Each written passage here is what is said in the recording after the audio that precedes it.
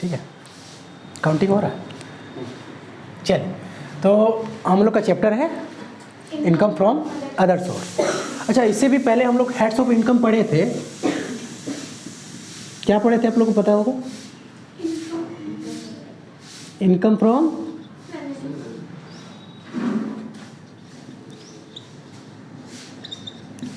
From salary पढ़े थे ना। उसके बाद इनकम फ्रॉम हाउस प्रॉपर्टी, उसके बाद इनकम फ्रॉम बिजनेस और प्रोफेशन यानी पीजीबीपी।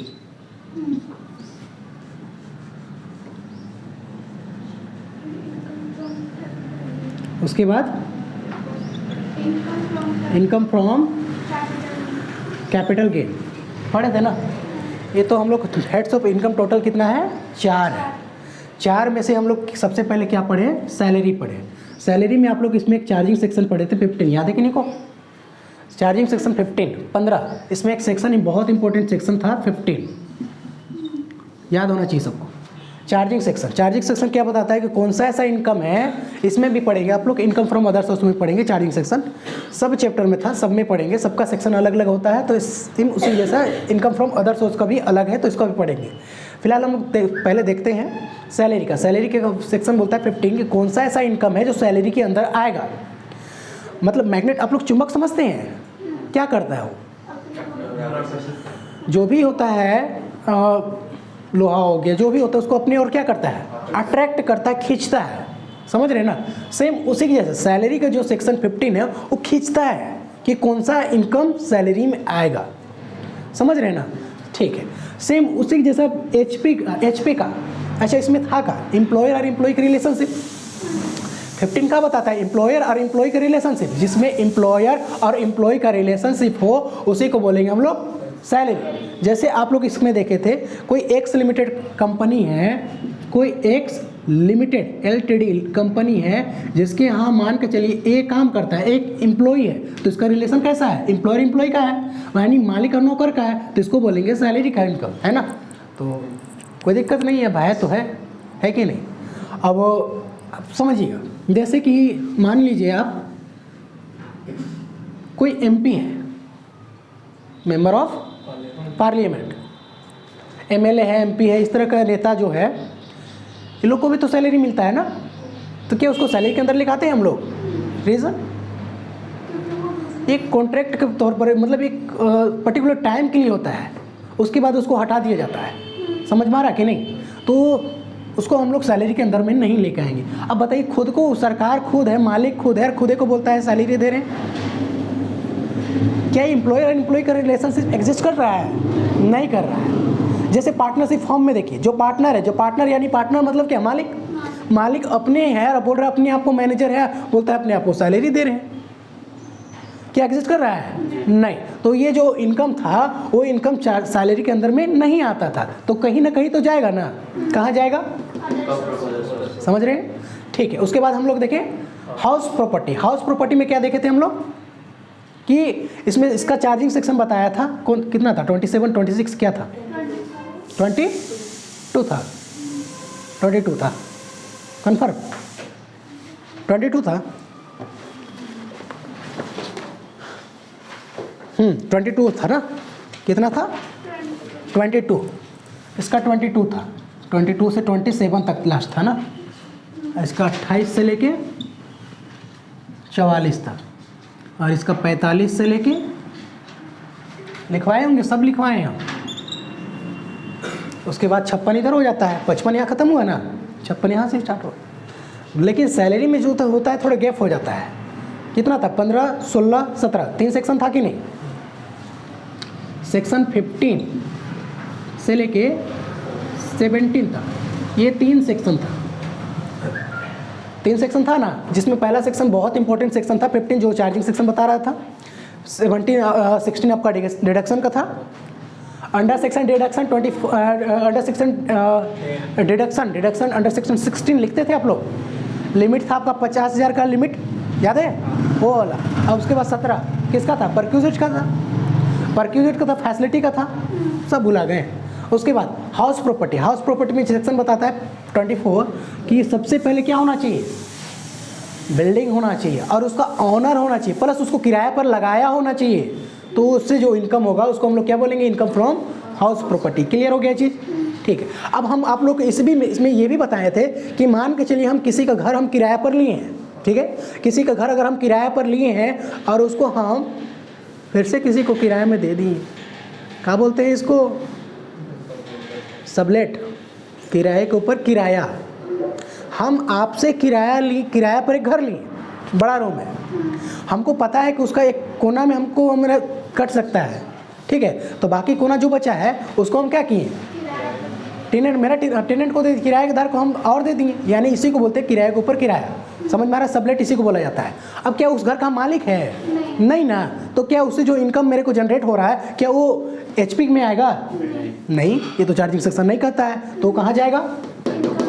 बात समझ रहे हैं सभी कोई? तो ठीक है, आगे बढ़ते। पीजीबीपी, पीजीबीपी में क्या देखें कि ट्रेड होना चाहिए या प्रोफेशन होना चाहिए, मतलब बिजनेस और प्रोफेशन से जो भी इनकम आएगा वो किसके अंदर आएगा, पीजीबीपी के अंदर आएगा। प्रोफेशन मतलब कोई टीचर हो गया, कोई वकील हो गया, इस तरह का जितना भी है, सीए हो गया, चार्टर्ड अकाउंटेंट, ये सब जितना भी होते हैं, ऑडिटर हो गए, इस तरह के जितना भी होंगे, डॉक्टर हो गए, वकील हो गए, ये सब क्या है, प्रोफेशन से, ये लोग का प्रोफेशन पेशा है, और इससे जो भी इनकम होगा प्रोफेशन के इनकम बोल के पीजीबीपी में शामिल कर देंगे। अब बिजनेस कोई भी दुकान हो गया, नॉर्मल दुकान, बड़ा दुकान, उससे भी बड़ा दुकान, या कोई बिजनेस हो गया, तो उस तरह का जितना भी उससे इनकम जनरेट होगा उसको क्या बोलेंगे, इनकम फ्रॉम पीजीबीपी बोल के इसमें इसको शामिल कर देंगे। दोनों इसमें कवर हो जाता है। क्लियर है?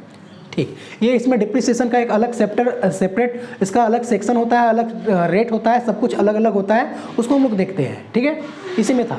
उसके बाद था कैपिटल गेन। कैपिटल गेन में हम लोग फिलहाल रिसेंटली पढ़ के आए हैं, आप लोग को बढ़िया से पता होगा, कोई बताएंगे इसका चार्जिंग सेक्शन क्या कहता है? 45, सेक्शन 45 कल तो पढ़े हैं। सबसे पहले कैपिटल एसेट्स होना चाहिए, हाँ या ना, प्लस उसका क्या होना चाहिए, ठीक है, उससे जो जनरेट होगा उसको क्या बोलेंगे, यही तो पढ़े थे ना। अब कैपिटल गेन, कैपिटल एसेट जो था बहुत तरह के देखे थे हम लोग, जितना भी दुनिया में जानते हैं सब कैपिटल एसेट, एक्सेप्ट ऐसे पढ़े थे कुछ, any type of asset will be capital asset except stock in trade उसके बाद personal movable assets, agriculture land, और था स्पेशल बियरर बॉन्ड, और एक था, कहाँ जा रहे हैं? क्लियर हो गया? अच्छी चीज़। तो इस सबको अगर ट्रांसफ़र करेंगे तो क्या हो जाएगा, कैपिटल गेन हो जाएगा। ये पूरा क्लियर हो गया ये चीज़? ठीक। अब हम लोग आगे बढ़ते हैं। तो जो कहीं नहीं आएगा ना उसको हम लोग क्या बोलेंगे, इनकम फ्रॉम अदर सोर्स बोलेंगे। समझ में आ रहा है ना? जो कहीं नहीं आएगा वो वहाँ जाएगा। क्या कहीं भी हम लोग सीखे, अच्छा कहीं इन्वेस्टमेंट कीजिए, ध्यान सुनिए मेरे बात, कहीं अगर हम इन्वेस्टमेंट करेंगे तो उसे इंटरेस्ट मिलेगा कि नहीं? अगर उसे इंटरेस्ट मिल रहा है तो क्या सैलरी में जाएगा, हाउस प्रॉपर्टी में जाएगा, पीजीबीपी में जाएगा, कैपिटल गेन में जाएगा, कहाँ जाएगा? कोई कंपनी में आप शेयर खरीद के रखे हैं, उसे डिविडेंड मिलना है, क्या कहीं पर ही बताएगा डिविडेंड यहाँ आने वाला है? कहाँ जाएगा? बात समझ रहे कि नहीं? अच्छा, गिफ्ट, किसी से गिफ्ट मिलता है, जैसे शादी हो गया या फिर बर्थडे हो गया या कुछ भी हो गया, कुछ भी एनिवर्सरी कुछ भी होता है घर में, तो कुछ भी फंक्शन होता है और उससे गिफ्ट मिलता है, तो गिफ्ट कहीं बोला कि इसमें आएगा, इसमें आएगा, इसमें आएगा, हाँ आएगा, लेकिन उसका अलग था सिस्टम, था ना? इसमें 5,000 तक एग्जाम था, उससे ज़्यादा का पूरे टैक्सेबल था, है कि नहीं? वो सब पढ़े थे, लेकिन इसमें गिफ्ट का जो प्रोविज़न है ये अलग है। क्लियर है? अच्छा, आप लोग ये भी देखें, ध्यान सुनिएगा, बहुत अच्छा एक सेक्शन बता रहे हैं, ये इसी को बता रहे हैं, कंपलसरी इक्वालाइजेशन का। कंपलसरी इक्वालाइजेशन पढ़े थे, 45 या 46 ऐसा कुछ था, ठीक है? इसी के अंदर आप लोग पढ़े थे 46 47 या ऐसे कुछ था। ध्यान दीजिएगा, मान के चलिए ये आपका ज़मीन है, ये आप है, ए मतलब आप है, ये आपका लैंड है। अब क्या करना है, गवर्नमेंट को इससे रेल का पटरी को बिछाना है, मतलब रोड बनना है, सड़क बनना है, ठीक है, ये बनना है, और उसमें आपका ज़मीन आ रहा है, तो क्या बोलिएगा, नहीं देंगे आपको बोलने की जरूरत भी नहीं पड़ेगा, वो अपने आप वो लोग ले लेगा। समझे कि नहीं? तो इसके बदले में कुछ कंसिडरेशन पेमेंट करेगा कि नहीं? चाहे तो वहाँ पर ही आपका हो सके प्लेटफॉर्म बन रहा है, मतलब कुछ भी सरकारी काम हो रहा है, ठीक है, तो वो ज़मीन आपको देना पड़ेगा, उसको बोलते हैं compulsory acquisition by government. Clear है? तो इसमें अगर जो कुछ भी कंसिडरेशन, जो कुछ भी इसके बदले में कंसिडरेशन अगर पेमेंट करता है तो उसको बोलते हैं फुल वैल्यू ऑफ कंसिडरेशन। याद है आप लोग को? एक तरह का सेल है ना, है, तो उसको हम लोग सेल बोल के फुल वैल्यू ऑफ कंसिडरेशन बोल के दिखाते हैं। क्लियर है ना? अच्छा ठीक है, आप लोग सुने होंगे फिलहाल ही अभी गुजरात में बहुत ज़्यादा मतलब एक्सीडेंट हो गया है, हुआ था ना, जो ब्रिज पुल धंसा ना, तो उसमें कितना 100 आदमी डेथ हो गया, हुआ ना। अच्छा उसमें आप लोग देखें कि वहाँ का सरकार जो बोले 4-4 लाख रुपया देंगे, जिसका घर में डेथ किया है ना, 4-4 दे दिया वही समय, देने में बहुत लेट हो जाता है।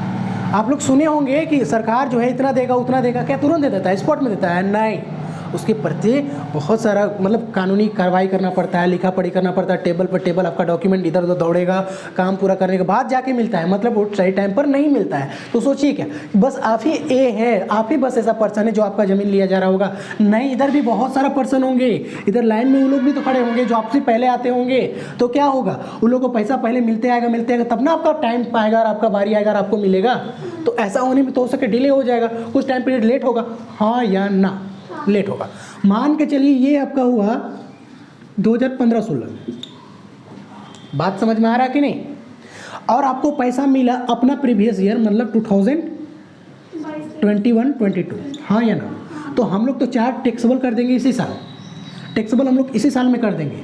लेकिन क्या इस बीच में अगर वो पैसा को हम कहीं इन्वेस्ट करते तो उससे इंटरेस्ट मिलता कि नहीं?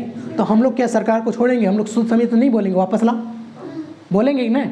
अच्छा वो तो वहाँ पर टैक्सेबल हो गया, उससे उस टाइम में वहाँ पर टैक्सेबल हो चुका है वो, कैपिटल गेन बोल करके जो भी सेल हुआ था। क्लियर हो रहा है कि अमाउंट लिख के बताए?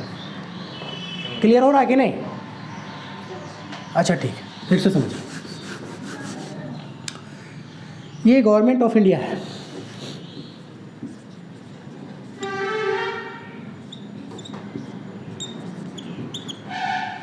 इस जमीन को क्या किया, कंपलसरी इक्वलाइजेशन कर लिया, कंपलसरी ले लिया, आपको देने की जरूरत भी नहीं पड़ा, अपने आप ले लिया। अभी ये हुआ मान के चलिए 2015-16 में, है ना, रुपीज़ 5 लाख 50 लाख में, छोटा था 50 लाख बड़ा कर दिया, ठीक है।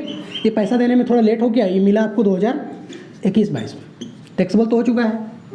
इस बीच में कितना साल हुआ होगा? 5 साल मान के चलिए, मान लीजिए 5 साल हो गया, हाँ या ना? मान लीजिए अगर ये पैसा को 50 लाख को आप कहीं बैंक में रखते तो अभी 60 लाख कम से कम मान के चलिए, हैं 10 लाख इंटरेस्ट हुआ तो वो पैसा अगर सोच के देखिए आप, अगर वो पैसा को हम कहीं पर इन्वेस्टमेंट करते तो इंटरेस्ट मिलता है ना।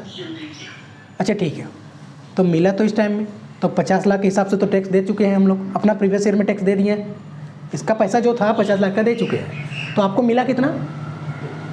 रिसीव कितना किए विथ इंटरेस्ट? 60 लाख रुपया। तो इंटरेस्ट का कितना है? 10 लाख।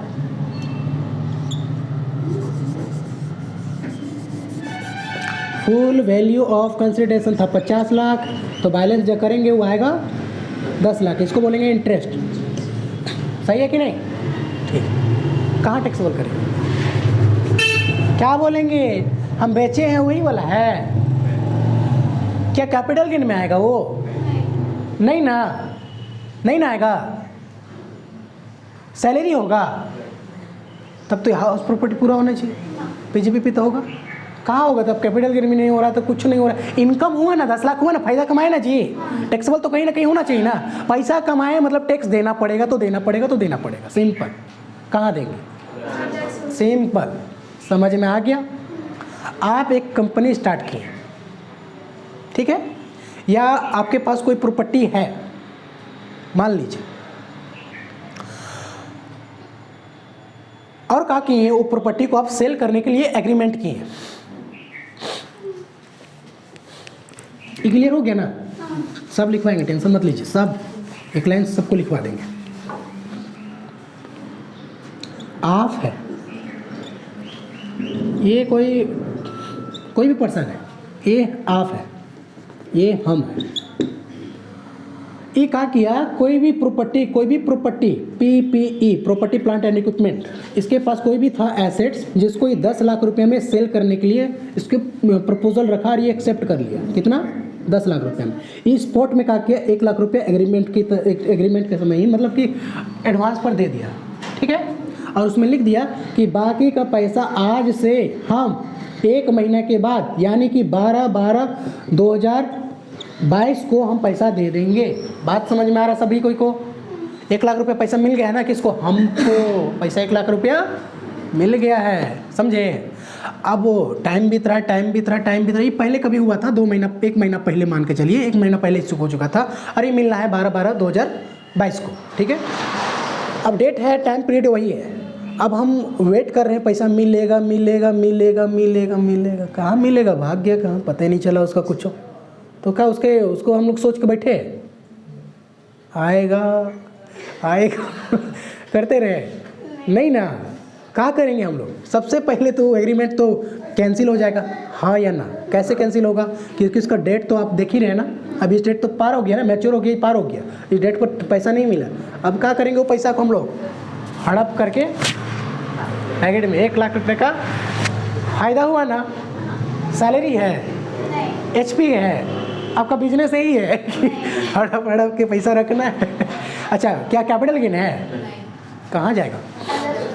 बात समझ में आ ही गया होगा, कोई दिक्कत किसी को नहीं। तो इसी के जैसा कुछ हम लोग टर्म लिखने वाले हैं, तो उस टर्म को हम लोग लिखने के बाद और जो समझे दोनों को मिला जुला के और क्लियर करेंगे। पहले लिख लेते हैं, है ना, तो आप लोग भी साथ में लिखिए, चलिए उसके बाद फिर देखेंगे।